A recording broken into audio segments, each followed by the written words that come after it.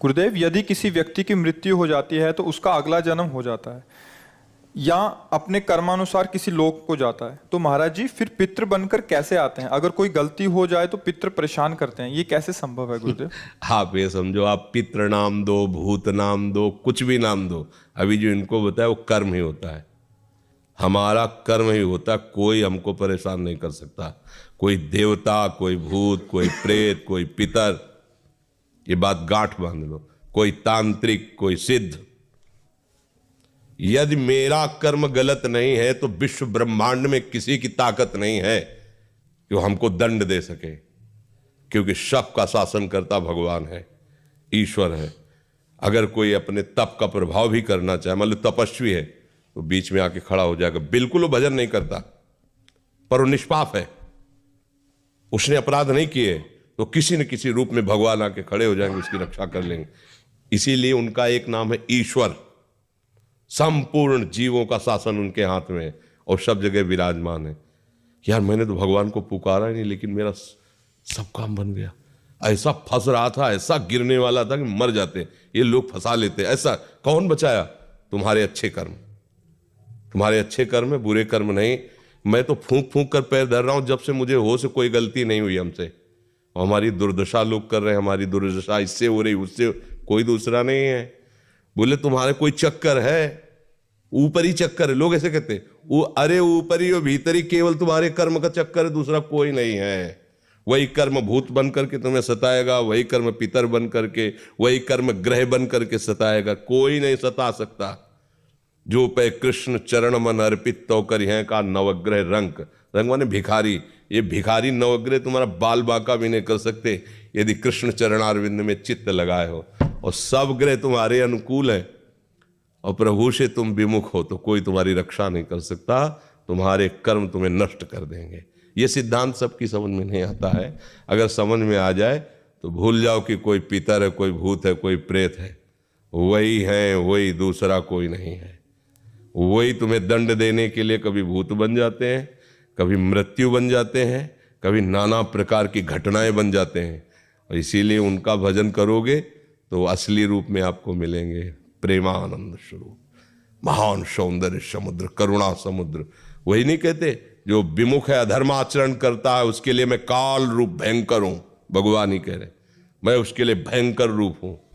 देखो, भगवान का ही एकमात्र स्वतंत्र साम्राज्य है, वही बनने वाले, वही बनाने वाले हैं। बस सावधान होकर उनका भजन करो, कोई कुछ नहीं कर सकता। जब आप मान्यता करोगे कि पितर हैं, भूत हैं, तो उस रूप में मिल जाएंगे।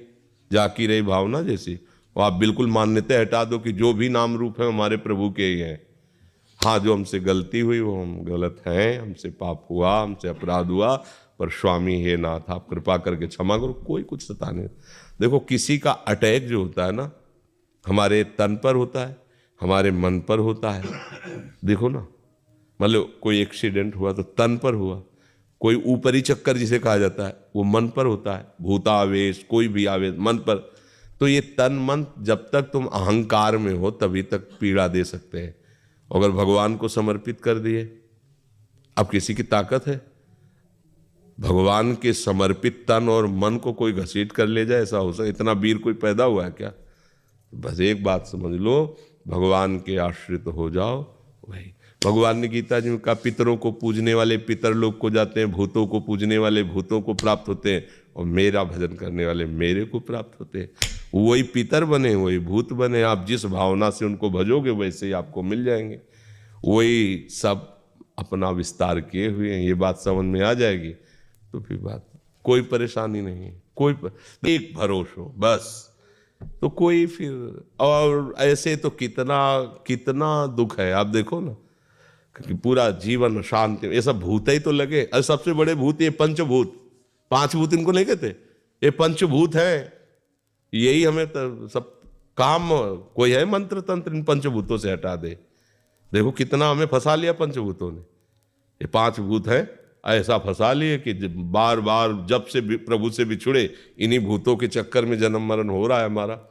एक बार भगवान का आश्रय लेकर भजन करो, कोई तुम्हें प्रारब्ध है शरीर का तो भोगना पड़ेगा, चाहे आप जितनी सुरक्षा में हो। जब प्रारब्ध, देखो प्रारब्ध बिगड़ जाए तो सुरक्षा वाला ही है, अंग रक्षक ही अंग भक्षक बन जाएगा। और प्रारब्ध अगर आपका सही, मतलब कर्म आपका सही है, तो मारने की नियत से, वो एक हमारे मौनी संत थे, वो गंगा किनारे काफ़ी समय तक साथ ही रहे सेनपुर में।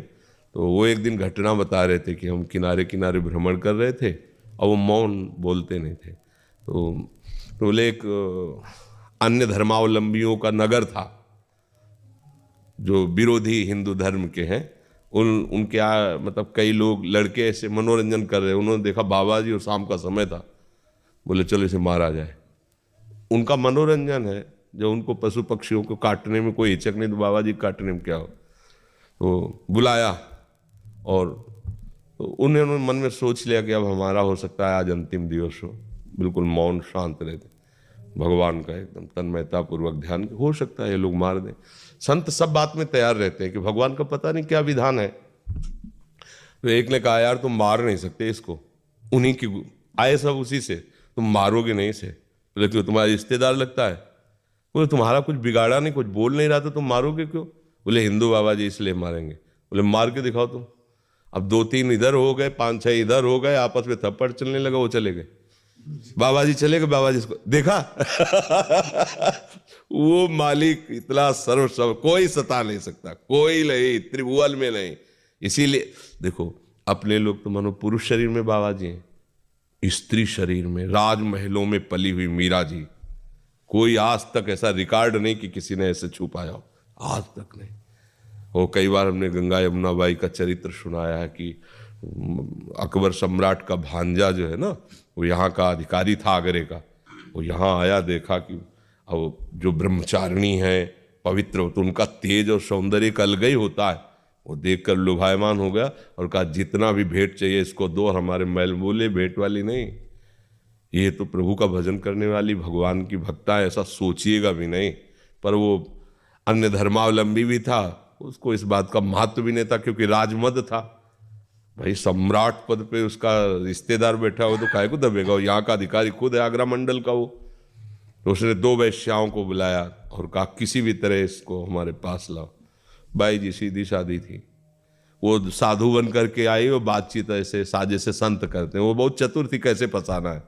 10-20 दिन लगातार आए और खूब भगवान की चर्चा सुनी, बड़ा ऐसा, और प्रणाम करके। और वो सरल हृदय, संत हृदय, विश्वास ही हमारा साधन है। हम लोग थोड़ी संशय करते हैं कि पता नहीं चल कर रहा है कि आप हाथ जोड़े तो लगा भगवान का निज जन है। वैसे ही 2 दिन फिर नहीं आई, तीसरे दिन फिर आई, तो स्वभाव बनता है कि भाई 2 दिन आप बीमार थी क्या, क्यों नहीं? तो उनका हमारे एक बहुत बड़े संत आए हैं, उनकी सेवा में हमारी तो इच्छा है आप भी दर्शन करें। तो उनका नहीं, हमारे तो वृंदावन में प्रभु के दर्शन हमें के। बोले नहीं हमारी इच्छा है एक बार उन संत के तो उन्हें लगा कि चलो भाई संत दर्शन की कहे तो मथुरा कोई दूर थोड़ी है, चलो भाई कराती है, सखी है, रोज सत्संग में आती है हमसे, चली गई। जब वहाँ गई तो महल, तो उन्होंने सोचा संत है, चाहे महल में रखो चाहे झोपड़ी, हो सकता है कि ऐसा। तो अंदर जेवी दरवाजे की दोनों ने दरवाजा बंद कर देखा, वो हसन बेग दो अजीज बेग क्या उसका नाम था, वो सामने उन्होंने देखा इसकी तो काम दृष्टि है और ये तो मुझे फंसाया गया है, उनका दूर रहना, एक कदम भी आगे मत बढ़ना, इसी में तुम्हारा मंगल है, हम तुम्हारा मंगल चाहती हैं। वो कहो ये भाषा है क्या समझने वाला, जो कुआ मदान दो मदना तुरुआ, कामी पुरुष कभी ये नहीं देखता कि धर्म क्या है अधर्म क्या है, परिणाम क्या होगा, कामी पुरुष नहीं देखता, क्योंकि कामना में अंधा हो जाता है, बेटी है कि बहन है कि क्या है ये सब भूल जाता है। कोआ मदांधो मदना तुरुआ, अंधों में अंधा कौन, बोले जिसको काम, अब वो तो वैसे ही आगे बढ़ा, बस वो श्री हरिवंश श्री हरिवंश श्री हरिवंश, आंख मूंद करके प्रभु का भयंकर सिंह प्रकट हो गया उसी बीच में, वो लिखा हुआ है रसिकल निवाल, और पैजामा गीला हो गया, मूर्छित होके गिर पड़ा। और बाई जी का शरीर वृंदावन में, भगवान कर तुम बिना विमान के एक क्षण में वृंदावन में।